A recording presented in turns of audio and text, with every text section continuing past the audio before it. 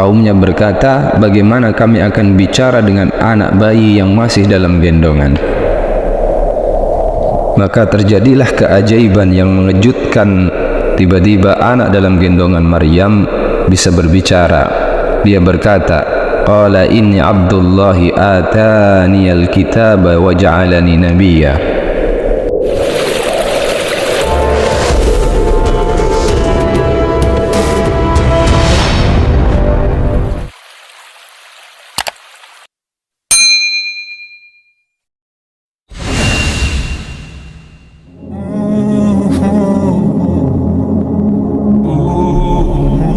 Assalamualaikum warahmatullahi wabarakatuh.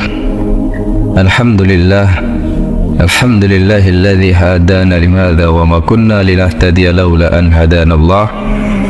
Asyhadu an la ilaha illallah wahdahu la syarika lah wa asyhadu anna Muhammadan abduhu wa rasuluhu alladzi la nabiyya wa la rasula ba'dah.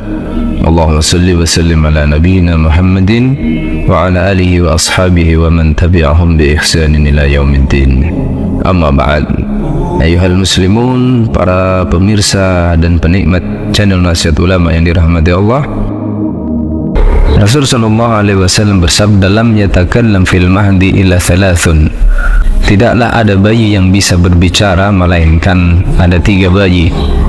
Yang pertama kata Nabi Isa bin Maryam, yang kedua sobiyun kana fi zamanin Juraij, bayi dalam cerita kisah Juraij. Yang ketiga adalah sobiyun akhar, kata Nabi, bayi yang lain. Yang dimaksud dengan bayi yang lain itu adalah bayi dalam kisah Ashabul Ukhdud. Dan 3 bayi yang dengan kuasa Allah bisa berbicara ini, mereka menjadi saksi kunci menyingkap sebuah kebenaran. Baik, yang pertama jemaah sekalian yang dirahmati Allah, bayi yang bisa bicara dengan kuasa Allah adalah Isa ibnu Maryam alaihi salam. Maryam, wanita yang banyak Allah sebutkan namanya dalam Al-Quran. Bahkan Allah menamai surat ke-19 dalam Al-Quran dengan namanya. Di antara ayat yang Allah memuji Maryam sebagai hamba Allah yang beriman, yang suci dan yang taat adalah firman Allah Ta'ala, wa Maryam ibnata Imran allati ahsanat farjaha fanafakhna fihi min ruhina wa saddaqat bi kalimati rabbiha wa kutubihi wa kanat minal qanitin. Dan Maryam putri Imran yang memelihara kehormatannya, maka kami tiupkan ke dalam rahimnya sebagian dari ruh ciptaan kami, dan dia membenarkan kalimat-kalimat Allah, kitab-kitabnya, dan dia termasuk orang-orang yang taat. Surat At-Tahrim ayat 12. Rasul sallallahu alaihi wasallam juga menyebutkan dalam sebuah hadis bahwa Maryam adalah sebaik-baik perempuan. Begitulah hamba-hamba Allah yang memiliki derajat yang tinggi adalah mereka yang justru Allah uji dengan ujian-ujian yang berat. Maryam adalah wanita yang Allah uji dengan ujian yang tidak ringan. Ini berawal dari kedatangan Jibril alaihissalam yang mengabarkan kepadanya bahwa Allah akan memberinya seorang anak. Allah Ta'ala berfirman, إذ قالت الملائكة يا مريم إن الله يبشرك بكلمات منه اسمه المسيح عيسى بن مريم وجيها في الدنيا والآخرة ومن المقربين. Ingatlah ketika malaikat berkata kepada Maryam, sesungguhnya Allah menyampaikan kabar gembira kepadamu tentang sebuah kalimat, yaitu firman darinya, yaitu seorang putra namanya Al-Masih Isa putra Maryam, seorang yang terkemuka di dunia dan di akhirat, dan dia termasuk orang-orang yang didekatkan oleh Allah. Semenjak Jibril meniupkan ruh ke dalam rahim Maryam dan ia mengandung anak tanpa pernah disentuh oleh seorang lelaki pun, ia pun mengalami hal-hal yang lazim dirasakan oleh ibu-ibu yang hamil. Hal yang ia khawatirkan pun terjadi. Kaumnya menuduhnya berzina, hingga ia memutuskan untuk pergi dari kampungnya untuk mengasingkan diri di sebuah tempat yang terpencil. Allah Ta'ala berfirman, wazkur fi kitabi Maryam idin tabadat min ahliha makanan syarqiyya Dan ceritakanlah kisah Maryam dalam Al-Quran, yaitu ketika ia menjauhkan diri dari keluarganya ke suatu tempat di sebelah timur. Surat Maryam ayat 16. Maryam pun menjalani hari-hari yang berat seiring bertambahnya usia kandungannya di pengasingan, hingga datang saat kelahiran putranya. Dengan susah payah Maryam mencari tempat yang aman. Ia bersandar di sebuah batang kurma. Allah Ta'ala berfirman, فَأَجَاءَهَا الْمَخَاضُ إِلَى جِذْعِ النَّخْلَةِ قَالَتْ يَا لَيْتَنِي مِتُّ قَبْلَ هَذَا وَكُنْتُ نَسِيًّا مَنْسِيًّا. Maka rasa sakit akan melahirkan memaksanya bersandar pada pangkal sebuah korma. Dia berkata, aduhai, alangkah baiknya jika aku mati saja sebelum ini dan aku menjadi sesuatu yang tidak berarti dan dilupakan manusia. Di tengah himpitan rasa sakit yang mendera, batin Maryam semakin cemas. Bagaimana nanti jika ia kembali ke kampungnya membawa bayi tanpa ayah tersebut? Tentu semakin ramai orang mencemoohnya, menuduhnya sebagai wanita bezina atau pelacur, hingga ia berangan-angan jika dia mati saja sebelum kejadian ini. Jika ia mati, tentu masyarakat tidak akan ingatnya sebagai wanita yang tidak baik. Akhirnya Maryam pun melahirkan sendirian tanpa pertolongan dari seorang pun. Setelah berjuang mempertaruhkan nyawa, putranya Isa pun terlahir dengan selamat. Namun masalah muncul dikarenakan Maryam tidak mendapatkan air untuknya minum dan membersihkan dirinya. Begitu pula rasa letih selama melahirkan membuat dia membutuhkan makanan.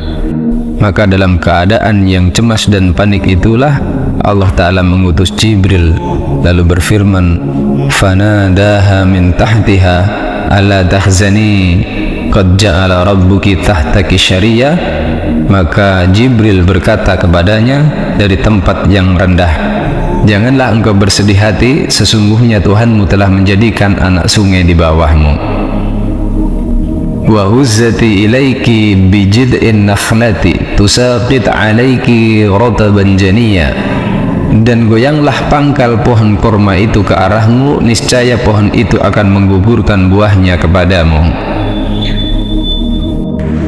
Faquli washrabi wa qarri 'ainan. Makan dan minumlah dan bersenang hatilah engkau.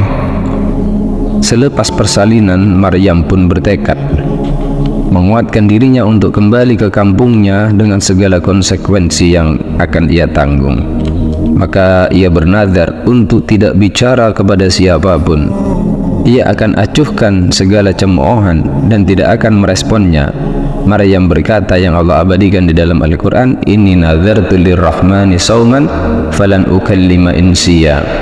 Sungguh aku bernazar demi Tuhanku yang Maha Pengasih, aku akan berpuasa, aku tidak akan bicara dengan seorang manusia pun. Maka ketika telah kuat lahir dan batinnya, Maryam pun pulang ke kampungnya dengan menggendong bayi lelaki yang baru ia lahirkan. Maka benar saja apa yang menjadi kekhawatiran Maryam benar-benar terjadi. Ketika ia berjumpa dengan orang-orang, dia pun dicemooh dan diolok-olok sebagai bezina, pelacur. Dan Maryam sesuai dengan nazarnya tetap diam, tidak merespon dengan sepatah kata pun. Allah Ta'ala berfirman, "Fa'atat bihi qaumaha tahmiluhu qala ya Maryam laqad ji'ti syai'an qarya." Maka Maryam membawa anak itu kepada kaumnya dengan menggendongnya. Kaumnya berkata, "Hai Maryam, sesungguhnya kamu telah melakukan sesuatu yang mungkar." "Ya ukhta Haruna, ma kana abuki mar'a sau'in wa ma kanat ummuki baghiyya." Wahai saudara Harun, ayahmu sekali-kali bukanlah penjahat dan ibumu bukanlah seorang pelacur. Lalu Maryam membalas perkataan kaumnya itu dengan menunjuk ke arah anak yang ada di dalam gendongannya. Fa asyarat ilaih. Maka Maryam menunjuk kepada anaknya. Qalu kaifa nukallimu man kana fil mahdi sabiyya. Kaumnya berkata, bagaimana kami akan bicara dengan anak bayi yang masih dalam gendongan? Maka terjadilah keajaiban yang mengejutkan. Tiba-tiba anak dalam gendongan Maryam bisa berbicara. Dia berkata, qala inni abdullahi ataniyal kitaba wa ja'alani nabiyya. Berkata Isa yang masih bayi itu, sesungguhnya aku adalah hamba Allah. Dia memberiku Alkitab, yaitu Injil, dan dia menjadikan aku seorang nabi. Wa ja'alani mubarakan aynama kuntu wa awsani bis salati waz zakati ma dumtu hayya. Dan dia menjadikan aku seorang yang diberkati di mana saja aku berada, dan dia memerintahkan kepadaku untuk mendirikan salat dan menunaikan zakat selama aku hidup. Wa barram biwalidati wa lam yaj'alni jabbaran syaqiyya. Wassalamu alayya yawma wulidtu wa yawma amutu wa yawma ub'atsu hayya. Dan berbakti kepada ibuku, dan dia tidak menjadikan aku seorang yang sombong lagi celaka. Dan kesejahteraan semoga dilimpahkan kepadaku pada hari aku dilahirkan, pada hari aku meninggal, dan pada hari aku dibangkitkan hidup kembali. Demikian kisah bayi pertama yang bisa bicara, dan dia menyingkap kebenaran bahwa ibunya bukanlah seorang pelacur, bukanlah wanita kotor yang dituduhkan oleh kaumnya. Pelajaran yang bisa kita ambil dari kisah ini diantaranya adalah bahwa Allah Subhanahu wa Ta'ala menguji hamba-hambanya yang dia cintai dengan ujian-ujian yang berat. Semakin Allah mencintai hamba, maka Allah akan mengujinya dengan ujian yang semakin berat. Karena balasan dari setiap ujian itu bergantung dari besarnya cobaan yang ditimpakan kepadanya. Rasul bersabda, inna idhamal jaza ma'a idhamil bala, wa inna allaha idha ahabba qawman ibtalahum, faman radiya falahu ridha, wa man sakhita falahu sukhtu.